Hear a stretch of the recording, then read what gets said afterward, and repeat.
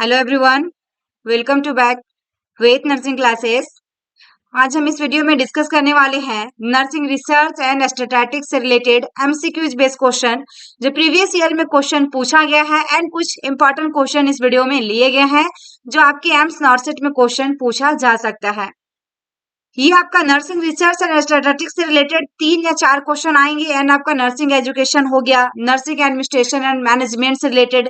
इन सभी सब्जेक्ट से आपका बहुत कम ही क्वेश्चन आते हैं लेकिन 4-5 क्वेश्चन दे देता है एग्जाम में। तो आइए हम स्टार्ट करते हैं।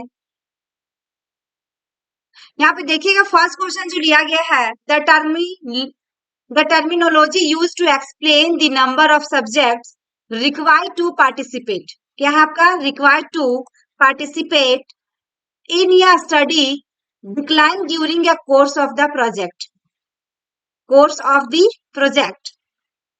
तो इसमें ऑप्शन सी में क्या है? वेरिएबिलिटी। बी में आपके पास क्या है? हाइड्रोजेनेटिक। सी में आपके पास होमोजेनेटिक एंड डी में एट्रिशन है। 4 ऑप्शन दिया गया है, 4 ऑप्शन दिए गए हैं। इसमें आपका राइट आंसर क्या जाएगा?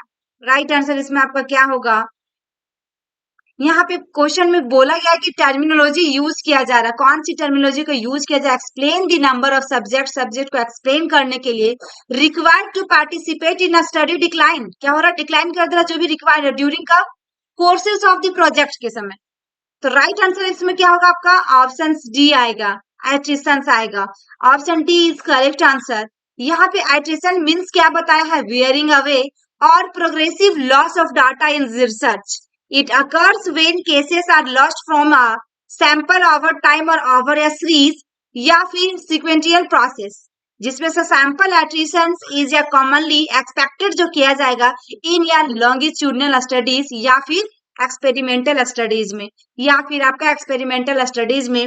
यदि आप बीएससी नर्सिंग एमएससी नर्सिंग है तो आपको ये सारे रिसर्च से रिलेटेड, एजुकेशन से रिलेटेड जो भी क्वेश्चंस रहेगा तो आपको उसमें समझ में आएंगे।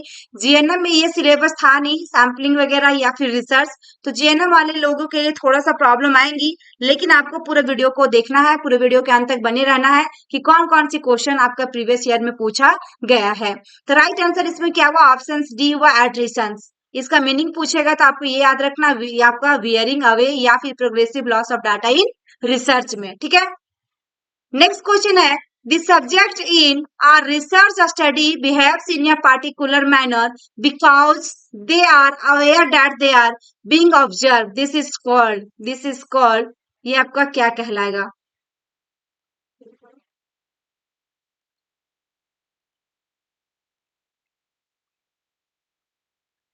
यहाँ पे है देखिएगा, हॉर्न इफेक्ट या फिर एक्सपेरिमेंटल इफेक्ट या फिर रिएक्टिव इफेक्ट या फिर नॉवेलिटी इफेक्ट। 4 ऑप्शन दिया गया है। इसमें सब्जेक्ट इन या रिसर्च स्टडी बिहेव इन या पार्टिकुलर मैनर। क्या हो रहा? पार्टिकुलर मैनर बिकॉज, क्योंकि इसमें they are aware that they are being observe. This is called, right answer इसमें आपका ऑप्शन ये होगा, Hawthorne effect. A is correct answer. यहाँ भी दिया गया है जो इफेक्ट है, refer to the tendency of subjects to perform better. क्या हो रहा? To perform better when they are aware that they are being observe. Aware क्या करना? अवेयर होना है किसमें? That they are being observe करने के लिए। नेक्स्ट एक्सपेरिमेंटल इफेक्ट में जो आपका है, रिसर्चर्स जो रहेगा, कैरेक्टरिस्टिक्स क्या होगा? Influencing subject behaviour. किसमें ऊपर पड़ रहा है? इसकी विशेषताएं क्या हो रहा है? ये आपका सब्जेक्ट बिहेवियर पे। ठीक है ना, ये प्रभाव। नेक्स्ट में रिएक्टिव इफेक्ट में आपका क्या होगा? रिएक्टिव इफेक्ट जो कि आपका ऑप्शन सी में रिएक्टिव इफेक्ट। और देखिएगा pre test sensitivity on the post test. क्या हो रहा है इसमें कि रिएक्टिव इफेक्ट ऑफ किसके लिए? प्री टेस्ट सेंसिटिविटी जो हो रहा है ऑन द किसके ऊपर? पोस्ट टेस्ट, है ना। इसमें post test and pre test की बात की जिक्र किया किसमें? रिएक्टिव इफेक्ट में। नेक्स्ट आपका नॉवेलिटी इफेक्ट में आपका क्या होगा? सब्जेक्ट एंड रिसर्चर जो होगा might behave in different ways, अलग अलग वेज में इसका बिहेव होगा when expose to new treatment. Expose to क्या होगा? एक नया ट्रीटमेंट की जारी किया जाएगा इसमें नॉवेल्टी इफेक्ट में। इसमें राइट आंसर जो हुआ आपका क्या हुआ? ऑप्शन ए आया। देखिएगा, Hawthorne effect is correct answer. Next question है, problem identification in the research process. यहाँ पे क्या है? प्रॉब्लम आइडेंटिफिकेशन इन द किसमें? रिसर्च प्रक्रिया, research process is similar to which step of the nursing process. Nursing process की कौन सी स्टेप को अपनाया जाएगा इसमें कि जब आपको क्या करना, प्रॉब्लम को आइडेंटिफाई करना है, तो डाटा इंटरप्रिटेशन, गोल आइडेंटिफिकेशन, नर्सिंग डायग्नोसिस या आइडेंटिफाइंग सॉल्यूशन। 4 ऑप्शन दिया गया है, इसमें आपका राइट आंसर क्या आएगा? राइट आंसर इसमें आपका क्या आएगा? इसमें राइट जो होगा आपका ऑप्शन सी होगा, नर्सिंग डायग्नोसिस। नर्सिंग डायग्नोसिस आएगा इसमें करेक्ट। आइडेंटिफिकेशन ऑफ या रिसर्च प्रॉब्लम जो होता है is the first and most important step. यहाँ पे देखिए, फर्स्ट यदि पूछता है या फिर मोस्ट इंपॉर्टेंट स्टेप पूछेगा रिसर्च प्रोसेस के लिए, तो आपका कौन सा हुआ? नर्सिंग। यहाँ पे identification of research problem, identification जो होता है प्रॉब्लम को आइडेंटिफाई करने के लिए, रिसर्च की प्रक्रिया जब चल रही होगी, प्रॉब्लम आएगी, उसको आइडेंटिफाई करने के लिए first and most important step in research process के लिए कौन सा हुआ? Nursing diagnosis. It can be compare to assessment and nursing diagnosis a step of the nursing process. Compare किसमें किया जा रहा है? इसकी तुलना किसके साथ किया जा रहा है? नर्सिंग डायग्नोसिस, वो भी आपका किसके ऊपर? Step of the nursing process, nursing process की स्टेप पे, ठीक है ना, इस पे आपका कंपेयर की जाएंगी, असेसमेंट की जाएंगी। इसमें राइट आंसर जो हुआ आपका क्या हुआ? Nursing diagnosis. नेक्स्ट क्वेश्चन है, the planning step in the nursing process is similar to which step in the research process. कौन सी स्टेप होगी रिसर्च प्रोसेस की? यहाँ प्लानिंग क्या किया जा रहा है? Step in the nursing process का ये प्लान किया जा रहा है, सिमिलर है दोनों। क्या है similar? To which step in the research process? तो डाटा कलेक्शन या डिजाइन या फिर इम्प्लीमेंटेशन या फिर गोल आइडेंटिफिकेशन। क्योंकि यहाँ पे स्टेप पूछा नर्सिंग प्रोसेस एंड स्टेप पूछा रिसर्च प्रोसेस, लेकिन दोनों क्या सिमिलरिटी आएगा? सिमिलर है। तो राइट आंसर इसमें जो होगा आपका ऑप्शन बी होगा। कौन सा आएगा? Design. B is correct answer. Next, the most important sources for identification of your research problem. Most important sources of identification of your research problem, important sources पूछा है किसके लिए? जो आप आइडेंटिफाई कर रहे हैं रिसर्च प्रॉब्लम, नर्सिंग प्रैक्टिस होगा, nursing practice guidelines and protocol होगा, नर्सिंग टेक्स्ट बुक्स होगा या नर्सिंग कोड ऑफ एथिक्स आएगा। राइट आंसर इसमें ऑप्शन सी होगा, नर्सिंग प्रैक्टिस आएगा। कौन सा आएगा? Nursing practice. नेक्स्ट क्वेश्चन है, देखिएगा, a literature review is, literature review जो की जाएगी, everything that is no about subject, या फिर an analytic summary of research finding, या फिर all approve data on a research topic, या फिर a complication of all positive result of research. क्योंकि लिटरेचर की रिव्यू की जा रही है। राइट आंसर इसमें जो होगा ऑप्शन ये होगा, एवरीथिंग जो हो रहा है that is no about subject, subject के बारे में सभी आपको क्या करना, जानना है। Literature review is everything that is no about subject. The purpose of a good literature, good literature का सबसे बड़ी उद्देश्य कौन सा हुआ आपका? ये everything that is known about subject. Review is to be get through familiarity with available evidence about the subject of study. Review of literature is not an analytic summary of research finding और the positive result. यहाँ पे review के बारे में क्या बताया कि यहाँ पे रिव्यू जो दिया हुआ ऑफ लिटरेचर का is not an analytic summary. ऐसा क्वेश्चन आ सकता है कि कौन सा इसमें नहीं है, तो एनालिटिक समरी नहीं है ऑफ रिसर्च फाइंडिंग का या फिर पॉजिटिव रिजल्ट। इसलिए इसमें राइट आंसर जो है लिटरेचर रिव्यू का जो भी होगा, everything that is known about subject. Next question है, in quantitative research process, quantitative पूछा है एंड क्वालिटेटिव दोनों। यहाँ पे क्वांटिटेटिव पूछा गया, research process the literature review should occur. The literature review क्या होना चाहिए? Near the end of the research process, या shortly before the analysis of the problem, या early in the research process, या फिर नॉन ऑफ द अबव, या फिर none of the above. Right answer इसमें डियर आपका ऑप्शन सी होगा, early in the research process, early in the research process. यहाँ पे इन्वेस्टिगेशन यूजुअली अंडरटेकन या through literature review as an early step जो होगा इन या research study. On the researcher जो होगा आइडेंटिफाई करेगा a potential research problem, the next step जो लेगा is to the review to the related literature. Literature review अभी just पहले देखे थे, सभी सब्जेक्ट के बारे में उसको क्या करना, आइडेंटिफाई करना है। Main purpose of literature review जो होता है इज टू कीप द, देखिएगा, reader up to date with the research done on the selected topic. ये हमेशा जो मेन पर्पस जो होता है लिटरेचर रिव्यू का, जो मेन उद्देश्य होता है उसका, किसको रखना होता है? रीडर अप टू डेट, ये जो भी है आपका उसको अप टू डेट करना है। साथ में क्या करना होगा, research done on the selected topic, उसमें एक सिलेक्टेड टॉपिक होगा। आप बीएससी एमएससी कर रहे होंगे, उसमें आपका रिसर्च की जो आपको मिली होंगी उसमें अलग अलग टॉपिक मिले होंगे उसमें सिलेक्टेड, ये आपका प्रैक्टिकल वाइवा या फिर बनाने के लिए भी आपका प्रैक्टिकल मिला होगा, बहुत सारे इसमें मिले होंगे। बीएससी नर्सिंग में भी काफी है, पोस्ट बीएससी नर्सिंग में भी दी जाती है। तो ये आपका रिसर्च है, एंड जीएनएम में ये चीजें आपकी नहीं है। नेक्स्ट देखिएगा, the statement of belief and ideas which are considered to be true are known as. A statement of belief and ideas, यहाँ पे बिलीव एंड आइडियाज की बात किया है, are considered to be true, क्या सही हो, डेट इज नॉन एज क्या कहलाएगा, हाइपोथेसिस, अजम्पशंस, या फिर कॉन्सेप्चुअल डेफिनेशंस, या फिर operational definitions. Right answer dear इसमें ऑप्शन बी होगा, अजम्पशंस। क्या होगा, अज्यूम करना, अजम्पशंस होगा। बिलीव एंड आइडियाज पूछा है स्टेटमेंट के बारे में, देन कंसीडर की जा रही ट्रू में, दैट इज कॉल्ड अजम्पशंस कहलाएगा। Option B is correct answer. Next, realistic देखिएगा, expectations, realistic expectation which is something that we believe to be true, क्योंकि क्वेश्चन सेम है, थोड़ा क्वेश्चन घुमा दिया, जस्ट पहले वाले क्वेश्चन में भी ट्रू था ऑप्शन, तो इसमें राइट आंसर आपका क्या आएगा, तो ऑप्शन इसमें जो होगा ऑप्शन सी होगा, अजम्पशंस, क्योंकि यहाँ भी आपका बिलीव और ट्रू की बात किया है, जो कि रियलिस्टिक एक्सपेक्टेशन किया जा रहा है सही तरीके से, something that we believe to be true, that is assumptions. Assumption जो होता है statement on principle that are taken as truth based on person values and belief, इसमें क्या होता है, ट्रस्ट होता है किसमें, पर्सन का वैल्यू और बिलीव, उस पर भरोसा करना, उसकी वैल्यू क्या है।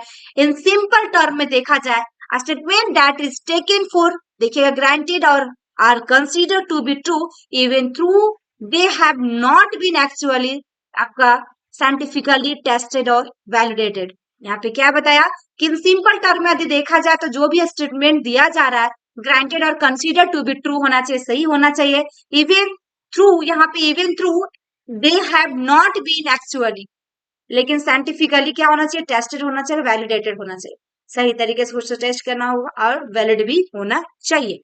हाइपोथेसिस में आपका क्या है, it is formal tentative statement, ये क्या है, फॉर्मल है लेकिन टेंटेटिव स्टेटमेंट है, ऑफ द किसका, एक्सपेक्टेड रिलेशनशिप बिटवीन टू और मोर वेरिएबल का, एक या एक से ज्यादा जो वेरिएबल की जाएंगी बीच में, उससे हम किसको कहते हैं, हाइपोथेसिस में आएगा। ये आपका टेंटेटिव स्टेटमेंट है जो कि एक्सपेक्ट किया जाता है, सिर्फ और सिर्फ संभावना की जाती है, रिलेशनशिप जो जिसके साथ हो रहा टू और मोर वेरिएबल, ठीक है, ये हाइपोथेसिस में आपका जाएगा। Next question, all the following are qualitative research method except, quantitative के बारे में कुछ देर पहले पढ़े हम लोग, और यहाँ पे आपका क्वालिटेटिव के बारे में पूछा गया है क्वेश्चन, लेकिन सभी के सभी जो मेथड है, तीन मेथड जो आपका किसका, क्वालिटेटिव रिसर्च का है, लेकिन एक को छोड़कर, क्योंकि एक्सेप्ट में पूछा गया है, तो यहाँ पे फेनोमेनोलॉजी या फिर एथनोग्राफी या फिर ग्राउंडेड थ्योरी या फिर कोरिलेशन, चार ऑप्शन दिया गया डियर, इसमें क्वालिटेटिव रिसर्च की मेथड पूछा गया है। राइट आंसर इसमें जो होगा आपका ऑप्शन डी आएगा, कोरिलेशंस। बाद बाकी ए बी सी हमारा क्या है, क्वालिटेटिव रिसर्च का मेथड्स है। यहाँ पे देखेंगे क्वालिटेटिव रिसर्च डिजाइन इंक्लूड, यहाँ पे historical research, phenomenology, ethnography and grounded theory, case study and triangulation method, ये सारे मेथड हैं किसका, क्वालिटेटिव रिसर्च का, डिजाइन का मेथड दिया गया है।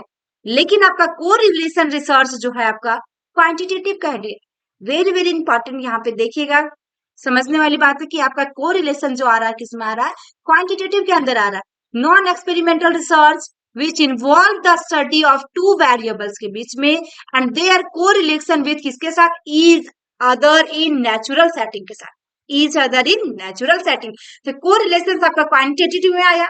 और नॉन एक्सपेरिमेंटल रिसर्च है ये आपका, इन्वॉल्व किया गया स्टडी ऑफ टू वेरिएबल्स के बीच में, two variables and their correlation हो रहा है उसका साथ में विथ किसके साथ, each other in natural setting, इसलिए राइट आंसर इसमें क्या हुआ आपका ऑप्शन डी आया। नेक्स्ट क्वेश्चन है, एग्जामिन किया जा रहा causes and effect relationship between variable under highly control condition, highly control that is condition is the correlation research, experimental research, descriptive research या क्वासी एक्सपेरिमेंटल रिसर्च, चार option दिया गया है, इसमें चार ऑप्शन दिया गया है, इसमें आपका राइट आंसर क्या आएगी, इसमें आपका राइट आंसर क्या आएगी, एग्जामिन किया जा रहा कॉजेज एंड इफेक्ट, कारण और जो प्रभाव हो रहा रिलेशनशिप बिटवीन किसके साथ, variable under highly control condition, highly control condition, right answer इसमें जो होगा ऑप्शन बी होगा, एक्सपेरिमेंटल रिसर्च। क्या होगा इसमें? Experimental research. हमारा रिसर्च में सबसे ज्यादा क्या करता है? एक्सपेरिमेंट ही किया जाता है। यहाँ पे causes and effect refer to a relationship between two variables in which one variable causes change in other variable। Example में क्या? रेगुलर एक्सरसाइज यानी causes and leads to weight loss यानी effect. Very very important point. यदि आपके exam में पूछ देता कि रेगुलर एक्सरसाइज में क्या होगा, यानी ये कॉजेज हुआ आपका जो यहाँ दिया गया है, and lead to weight loss, जो आपका लीड किया जा रहा है, देखा जा रहा है उसका वेट लॉस हो रहा है, ये आपका क्या हुआ? इफेक्ट हुआ। इस दोनों के बीच का जो हो रहा है हाईली कंट्रोल कंडीशन, उसको क्या कहते हैं? हम एक्सपेरिमेंटल रिसर्च कहते हैं। एंड एक्सपेरिमेंटल रिसर्च मेथड जो होता है are useful in establishing causes and effect relationship. True experimental research is the most accurate form of experimental research designed to establish causes and effect। इसमें भी क्या है? कारण और प्रभाव क्या पड़ेगा? जो आपका किसमें है? True experimental research is the most accurate होता है, क्योंकि ट्रू सही और एक्यूरेट का मतलब सही आपको रिजल्ट चाहिए। देन क्वासी एक्सपेरिमेंटल की बात किया जाए यहाँ पे, तो does not have control condition, correlation and descriptive researcher are non experimental researcher. ये क्या है आपका क्वासी एक्सपेरिमेंटल? ये भी आपका नॉन एक्सपेरिमेंटल रिसर्च है। एंड कंडीशन जो हो रहा है control, does not have control condition, इसको कंट्रोल नहीं किया जा सकता है। Correlation and descriptive researcher are non experimental researcher चाहिए। कौन सा? क्वासी एक्सपेरिमेंटल जो आपका रिसर्च की बात किया गया है। इसमें राइट आंसर जो हुआ आपका ऑप्शन बी आया, experimental research. Experimental research. Next question, a careful देखिएगा, appraisal of the strength and weakness दोनों पूछा है। एक आपका स्ट्रेंथ क्या है आपके बारे में खुद का, एक आपकी वीकनेस क्या है, यही समझिए यहाँ पे। ऑफ द स्टडी, यहाँ पे स्टडी के बारे में पूछा गया, जो अप्रेजल की जा रही, केयरफुल अप्रेजल ऑफ द उसकी स्ट्रेंथ और उसकी वीकनेस की बात किया गया है। तो इसमें राइट आंसर क्या होगा? रिसर्च प्रोपोजल, या एक्शन रिसर्च, या रिसर्च देखिएगा क्रिटिक्यू, या एविडेंस बेस्ड प्रैक्टिस। आप लोग भी देखिएगा अपने आंसर इसमें मन में सोचते जाइएगा, इवैल्यूएट कीजिएगा कितने मार्क्स आपके आ रहे हैं सभी क्वेश्चंस में। इसमें टोटल क्वेश्चन 30 लिए गए हैं, उसमें से आपका कितने मार्क्स आएंगे कमेंट बॉक्स में कमेंट जरूर कीजिएगा। एंड आपको मेरी वीडियो कैसी लगी एक बार जरूर कमेंट करें। यहाँ पे देखिए 4 ऑप्शन दिया गया है, राइट आंसर इसमें ऑप्शन सी होगा, research critique. Option C is correct answer, क्योंकि यहाँ पे स्ट्रेंथ और वीकनेस की बात किया गया स्टडी में जो अप्रेजल की जाती है उसमें।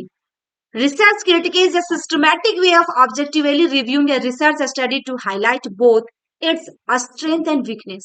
ठीक है, ये दे दिए। रिसर्च प्रपोजल की बात किया जाए, is a documents प्रोपोजिंग a research project. Documents की बात किया गया है इसमें। प्रपोजल जो होता है आपका क्या किया जाता है? इज अ डॉक्यूमेंट्स और proposing a research project. Then action research की बात किया जाए तो type of research method and evidence based के आधार पर, इसकी जो मेथड होगा किसके आधार पे? Evidence based. प्रैक्टिस रेफर की बात किया जाए यहाँ पे, practice refer to the use of current research evidence in nursing या मेडिकल प्रैक्टिस। ये सारा जो हुआ आपका सभी के बारे में यहाँ पे बताया गया। इसमें राइट आंसर जो हुआ आपका ऑप्शन कौन सा हुआ? रिसर्च क्रिटिक्यू। ठीक है ना, जिसमें से आपका स्ट्रेंथ और वीकनेस के बारे में बताया गया। बाद में कि रिसर्च प्रोपोजल के बारे में यहाँ पे बताया गया, एक्शंस रिसर्च के बारे में भी बताया गया, और प्रैक्टिस वाले भी आपका एविडेंस बेस्ड प्रैक्टिस की जो बात किया गया इसमें भी आपका दे दिया गया प्रैक्टिस। राइट आंसर इसमें आपका option C. Next, the final step of the research. Final step पूछा है किसका? रिसर्च की। Process for a researcher is to, researcher is to. Option C में यूटिलाइज द फाइंडिंग, बी में एनालाइज द डाटा, सी में interpret the finding, D में communicate the findings. यहाँ पे final step of the research process for a researcher. Right answer क्या होगा इसमें? Option ये आएगा, utilise the finding as per the phases and step of research process. देखा जाए इसकी प्रक्रिया, ऑप्शन गिवन एवं कैन बी देखिएगा। Secondly organise as analyse the data, then उसके बाद interrupt the findings, communicate the findings and then utilise the finding. सबसे पहले क्या किया जाता है इसमें? Can be, organise as, analyse the data, analyse किया करना है, इंटरप्ट द फाइंडिंग्स, उसके बाद communicate the findings and then utilise the finding.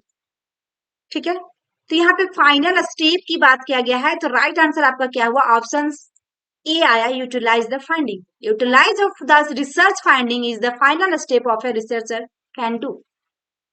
जो हमारा यूटिलाइज करते हैं द फाइंडिंग, ये हमारा फाइनल स्टेप होता है, लास्ट का स्टेप होता है, जो हमारा कौन सा रिसर्च प्रोसेस हो या रिसर्चर टू के लिए। तो option C is correct answer. Next question है प्रोबेबिलिटी सैम्पलिंग। प्रोबेबिलिटी की बात किया, संभावना किया गया, includes all the following technique except. सभी के सभी जो टेक्निक है किसका, प्रोबेबिलिटी सैम्पलिंग का होगा, लेकिन एक को छोड़कर। तो systematic sampling, simple random sampling, purposive sampling, cluster sampling. इसमें राइट आंसर क्या होगा, एक्सेप्ट ने पूछा, 3 ऑप्शन इसमें आएगा, लेकिन एक को छोड़कर। राइट आंसर इसमें परपोसिव सैम्पलिंग आएगा। परपोसिव सैम्पलिंग, परपोसिव सैम्पलिंग और जजमेंटल सैम्पलिंग जो होता है, no probability sampling technique. Subject और chosen with a specific purpose in mind. Example में a study is focused on the victim or sexual assault. Purposive sampling technique is used to find and collect the subject who were victim or sexual assault के बारे में। पर्पोसिव sampling का क्या है आपका, अगर technique पूछता है कहाँ यूज की जाती है, find the collect the subject, collect the subject who were, कौन सा, विक्टिम ऑफ सेक्सुअल असॉल्ट, ये याद रखिएगा। देन अदर ऑप्शन है type of probability sampling technique where each of the subject in the population gets equal chance to be selected as sample. जितने भी other option है आपका प्रोबेबिलिटी सैम्पलिंग के अंदर में है, हमारा पर्पोसिव सैम्पलिंग इसमें करेक्ट होगा, एक्सेप्ट में पूछा है। नेक्स्ट है from which of these population does a researcher select the actual study sample? From which of these population does a researcher select the actual study sample की बात की, accessible, target, universal या scientific। Right answer इसमें जो होगा option C ये आएगा, accessible population। accessible population, accessible population the aggregate of individual who are accessible to the researcher from which the sample selected for the research study in simple words it is population the researcher get access for a study। Target population जो आपका दिया गया है, refer to a aggregate of individual to which the researcher wants to generalise the finding और research study. यहाँ पे सभी के बारे में बताया गया है, जैसे कि एसेसेबल पॉपुलेशन के बारे में बताया एंड सिंपल वर्ड्स में बताया कि it is a population the researcher get access for study. Then target population जो बी ऑप्शन में दिया गया है, इसके यहाँ पे रेफर किया गया कि aggregate of individual to which the researcher want to generalise, क्या जरूरत है उसको रिसर्चर की, जनरलाइज किया जाएगा the finding of the research study पे। तो राइट आंसर इसमें क्या हुआ, ऑप्शन सी आया, एसेसाइबल। नेक्स्ट है देखिएगा द एक्सटेंट और degree to which a tool measure what it is supposed to measure is known as. Extent to which a tool measure, tool जो मेजर की जा रही है, what is supposed to measure is known as reliability, validity, specificity या stability. Right answer इसमें जो होगा option B होगा, validity. B is correct answer. Validity is the extent to which an instrument or test or tool measure what it is supposed to measure. An instrument is said to be valid if it measure what the researcher intends to measure. यहाँ पे ये बताया गया है कि validity जो हो रहा है extent to which an instrument, इसमें इंस्ट्रूमेंट के जरिए की जा रही है, और टेस्ट टूल मेजर होगा इसमें what is suppose to measure. Instrument जो होता है सेड टू बी वैलिड, जो भी इंस्ट्रूमेंट कहेगा वो सही रहेगा, वैलिड रहेगा। अब measure what researcher intends to measure. Reliability का मतलब क्या है, रिलायबिलिटी का refer to the consistency of measurement, जो भी मेजरमेंट किया जा रहा है इसमें कंसिस्टेंसी से आपको करना है, तो ये आपका रिलायबिलिटी का आएगा, reliability. Next the accuracy and consistency in measurement of instrument refer to. Accuracy and consistency in measurement an instrument refer to, कौन सा इंस्ट्रूमेंट, वैलिडिटी में जाएगा, एनालिसिस में जाएगा, या फिर एप्रोप्रिएबिलिटी में जाएगा, या फिर रिलायबिलिटी में जाएगा। कंसिस्टेंसी हो रहा है, कंसिस्टेंसी, एक्यूरेसी भी हो रहा है, एक्यूरेट भी और कंसिस्टेंट भी। राइट आंसर इसमें ऑप्शन डी में जाएगा। अभी जस्ट पहले में देखे हम लोग तो इसमें रिलायबिलिटी में ये चीजें आ रहा है, कंसिस्टेंसी वाला। D is correct answer. Next question है the degree of consistency with which an instrument measure the attribute it is supposed to be measure is called validity, reliability, sensitivity, objectivity. यहाँ भी आपका डिग्री ऑफ कंसिस्टेंसी की बात किया है, consistency. Right answer इसमें B होगा, reliability. Refers to degree of consistency और एक्यूरेसी होता है इसमें, ठीक है ना। रिलायबिलिटी रहेगा तो which an instrument measure for, किसके लिए, which it is design to measure, design to measure. Then validity में क्या होगा, degree to which an instrument measure what is intend to measure. यहाँ पे क्या बताया, डिजाइन टू मेजर, यहाँ पे intend to major. Next analysis में आपको क्या करना है, मेथड ऑफ ऑर्गेनाइजिंग, देखिएगा सॉर्टिंग या फिर scrutinising data to answer research questions. Analysis में आपको वही करना, क्वेश्चन आंसर को आपको आंसर, देखिए आंसर रिसर्च क्वेश्चन। फिर उसके बाद एप्रोप्रिएबिलिटी का क्या है आपका, ये आपका इज या डिस्ट्रैक्टर, ठीक है। तो ये आपका चारों के चारों बताया गया है, जिसमें से राइट आंसर इसमें क्या आया, कंसिस्टेंसी वाला में रिलायबिलिटी। नेक्स्ट क्वेश्चन है, which measurement denote subject from the highest to the lightest. तो यहाँ पे हैवीएस्ट एंड लाइटेस्ट है, दोनों है। ऑर्डिनल में जाएगा, रेशियो में जाएगा, नॉमिनल में जाएगा, इंटरवल में जाएगा। डिनोट किया जा रहा measurement, denote subject from the heavy and light, ठीक है ना, दोनों। राइट आंसर इसमें जो होगा ऑप्शन सी होगा, ordinal. Ordinal label ranks object based on their relative standing on या specific attributes। क्या है standing on या किसके ऊपर, specific attributes। Ordinal scale is the that reports the ranking and ordering of the data without actually establishing the degree of variations between them। Example में जैसे कि आपका इनकम हो गया, लो हो गया, मिडिल हो गया, अपर आ गया, ये सब आपका एग्जाम्पल इसका दिया गया, किसका, ऑर्डिनल का, जो कि आपका हाई से लेकर नीचे लो तक, हैवी एंड लाइट, दोनों चीज की बात यहाँ पे किया गया है।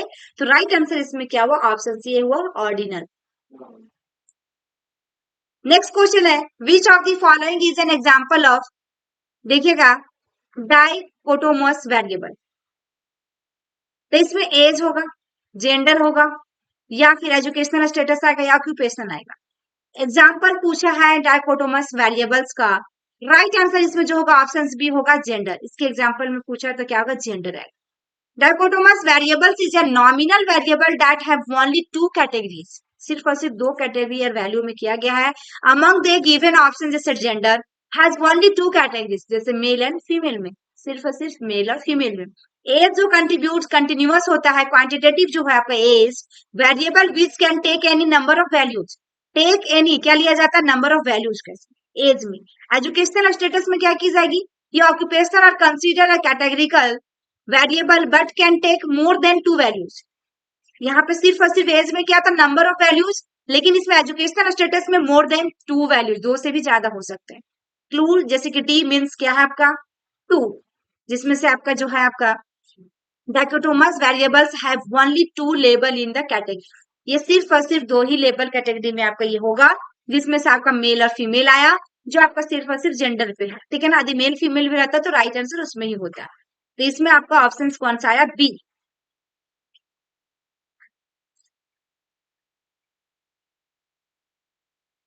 नेक्स्ट क्वेश्चन है, which is the point on A numerical scale above which and below which 50% of cases fail.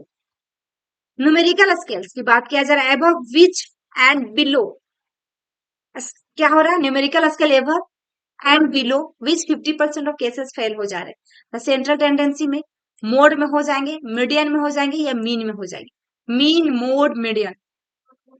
Statistics में पढ़े होंगे आप, मैथ्स में 10 क्लास में भी ये चीजें हैं आपका। राइट आंसर इसमें क्या होगा, ऑप्शन सी होगा, median. Median is the middle most value when data is arranged in ascending order of magnitude. The middle value divides the number of observation in the data into two equal parts.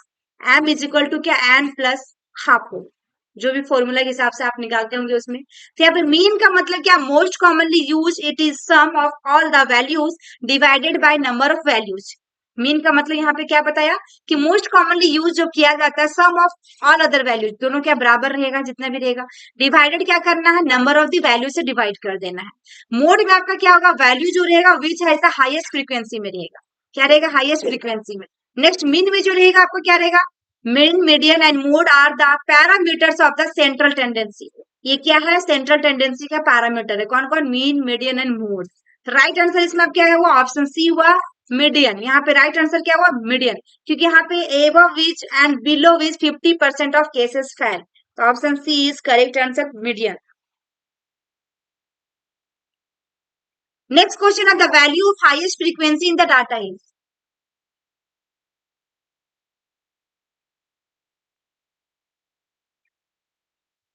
Option C में mode, mean, standard deviation, median.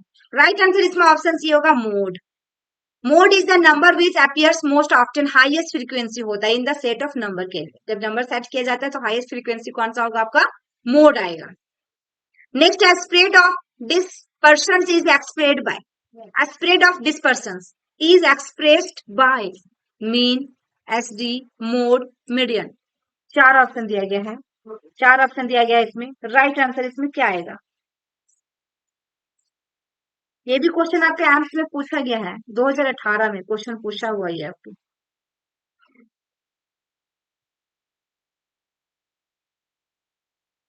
Right answer इसमें options भी आएगा, देखिएगा, secure digital, mean, mode, median वाले में option B is correct answer. इसमें आपका जो होगा option B, C. SD card जो होता है आपका सिक्योर डिजिटल होता है, सिक्योर डिजिटल, ठीक है ना, क्योंकि यहाँ पे स्प्रेड ऑफ डिस्पर्सन लास्ट में क्या हो रहा है? एक्सप्रेस्ड हो रहा है, बढ़ रहा है। तो option B is correct answer, SD. Next, relationship between weight in kg and height in centimeter can be show. Relationship between किसके साथ? वेट इन केजी और हाइट के साथ क्या आ रहा है? सेंटीमीटर। तो बार डायग्राम, एस्केलेटेड प्लॉट, या हिस्टोग्राम, या पाई चार्ट। चार ऑप्शन दिया गया, weight in kg, height in centimeter. Right answer option B होगा, escalated plot. B is correct answer. Next question है, कोरिलेशन इज स्ट्रॉन्ग। इसमें राइट आंसर आपका क्या आएगा? इसमें आपका ऑप्शन ये आएगा, -1.00। Next, the square root of the variance is standard deviation, standard error, Z score, या variance. Square root of the variance, right answer इसमें ऑप्शन सी आएगा, स्टैंडर्ड डेविएशन। नेक्स्ट क्वेश्चन है, which of the following is not a measure of variability. Not a measure of variability की बात किया तो median, variance, standard deviation, या range. Right answer इसमें ऑप्शन सी होगा, median. Next, which of the following is not a measure of dispersion. Note a measure of dispersion, तीन इसमें होगा लेकिन एक को छोड़कर, वेरियंस, मोड, स्टैंडर्ड डेविएशन, या फिर रेंज। राइट आंसर इसमें ऑप्शन बी होगा, मोड। बाद बाकी सबका सब होगा उसमें। नेक्स्ट है, द डिग्री ऑफ, देखिएगा, फ्लैटनेस और peakedness of a graph of a frequency distribution is term as. यहाँ पे क्या हो रहा है? डिग्री का फ्लैटनेस और peakedness of a graph of a frequency distribution is term as kurtosis, या फिर स्क्वेनेस, या फिर स्टैंडर्ड डेविएशन, या फिर वेरिएंस। राइट आंसर इसमें ऑप्शन सी होगा, kurtosis. A is correct answer. Next and last question ये आपका है 30 क्वेश्चन में, standard deviation is a measure of, standard deviation is a measure of, इसमें chance, central tendency, deviation from mean value, या none of these. Right answer इसमें option C होगा, central tendency. C is correct answer. ये थी हमारी आज की question 30 question. कितना किनका सही हुआ है आप लोग कमेंट बॉक्स में कमेंट कीजिएगा कि आप